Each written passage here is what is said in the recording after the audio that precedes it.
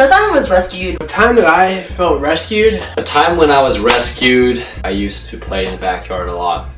And there was no grass or fences, it was just actually levels of dirt leading up to our neighbor's backyard. My family took a vacation to Disney World in Florida. It was when I was little and my Lola, or my grandma, and I were walking to the library one time. My mom had been doing some gardening project and bought these little white shiny rocks, which I couldn't take my eyes or hands off of. I also had a little friend that came over to play. And I love Disney World, but I especially love that this is going to be a time for me to learn how to swim. Previously, I had been taking classes at the local rec center learning how to swim. And I just learned how to ride my bike, so I was pretty excited to ride my bike for the very first time to the library. One day we heard our little neighbor friend playing a game of basketball, and he says, "Do you want to join him?" And I said, "Yes, let's do it." "When do you want to go over?" And he says, "Well, we're going to play from here with these little white rocks."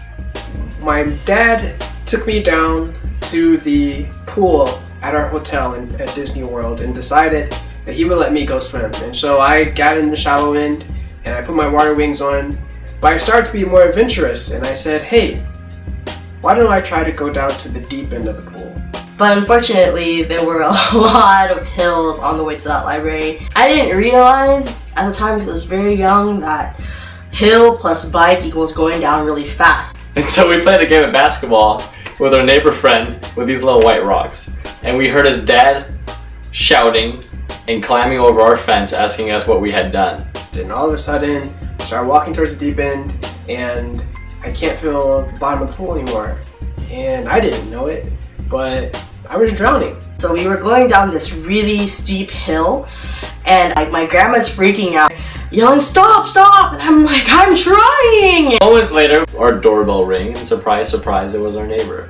He had been asking what was going on, and my parents had no clue. Between his swearing and his yelling, I was inches away from getting my butt kicked by this guy I didn't even know. And my mom protected me from this guy. I remember thinking, "Where's my dad?" All of a sudden, a hand reaches down and grabs my little arm, pulls me out of the water, and it was my dad. And he said, "It's time to go home." And I said, "Okay." I start pedaling towards the side and I see this pole and I grab onto this pole and my bike flies into the street. And I remember my grandma ran over to me. I was so upset, I was so tired, I was freaking out, I was crying.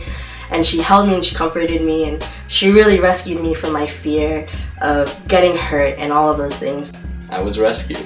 And that was a time I felt rescued. That was a time I felt really rescued. The Fog returns this September 14th.